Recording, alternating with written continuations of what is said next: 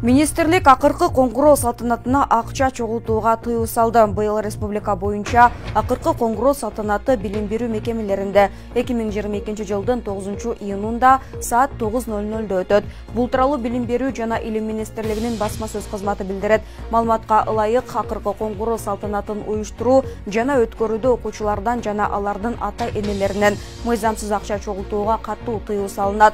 Ошондой эле бул күнү мектептин айланасында ачык отту, пиротехникалык жана башка травматикалык заттарды колдонууга тыюу салынат. Окуучулар жана алардын ата-энелери акыркы коңгуроо салтанатында коопсуздук эрежелерин жана коопсуздук чараларын сактоонун зарылдыгы боюнча жол жоболор менен таанышуусу кажет. Райондук жана шаардык билим берүү бөлүмдөрү укук коргоо кызматкерлери менен бирдикте окуучулардын өздүк коопсуздугун сактоону, камсыздоодо ата-энелердин жоопкерчилигин күчөтүү боюнча иш-чараларды жүргүзүүгө тийиш.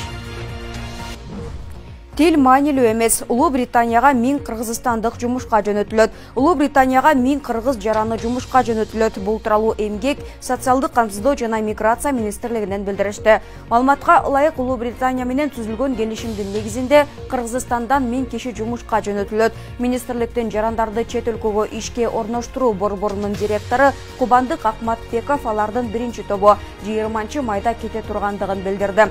25 майга дагы 486 киши кетет. Жалпысынан 16 жаштан 46 жашка чейин 1000 кишини 6 айга келишимдин негизинде жөнөтөбүз. Алар айыл чарба иштерине тартылат. Англис тилин билүү маанилүү эмес. Эң башкысы барган өлкөнүн шарттарын бузбаса, мыйзамды сактаса болду. Медициналык камсыздандыруу да бар, деди ал.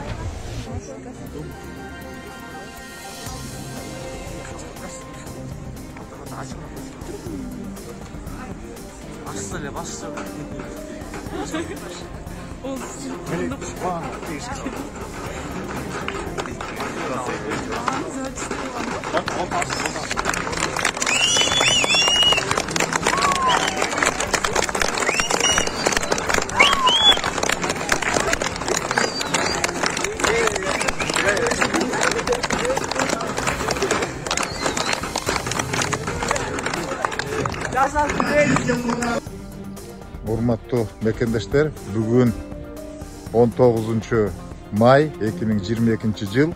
Биз бүгүн эртең мененки саат 6:30 Фрунзе айыл өкмөтүнүн жеринде жайгашкан биздин айыл чарба министрлигине караган ГПЗ Сокулукскийдин арпа аянтында турабыз. Мына өзүңүздөр көргөндөй акыбал абдан жакшы. Бул жерде 2021 жылы күздө ным топто сугат болгон. Жазында өз убагында 130 килограммдан 1 гектарына вакула сортундагы арпа эгилген. Мына бүгүн бул жердин өзүнүн турган акыбалын көрүңүздөр, кандай экени. Жазгы сугат болгон, листовой подкормка берилген экен жалбыракка. Мына бүгүн бул жерде абдан жакшы көрүнүшкө күбө болуп турабыз. Мен оюмча бул жерде Кудайым буйрса күздө абдан жакшы жогорку түшүм алганга мүмкүнчүлүк болот. Мына биз ГПЗ Сокулукскийдин аянттарындагы дан эгилдерин карап жүрөбүз. Бул күздө алып келип септен дабыр сорту.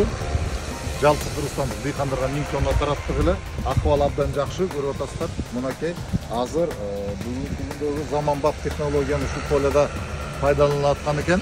Дрон менен ким обработка кылып атышат. Көрдүңүздөр, бул жерде трактор кирип тебелебейт.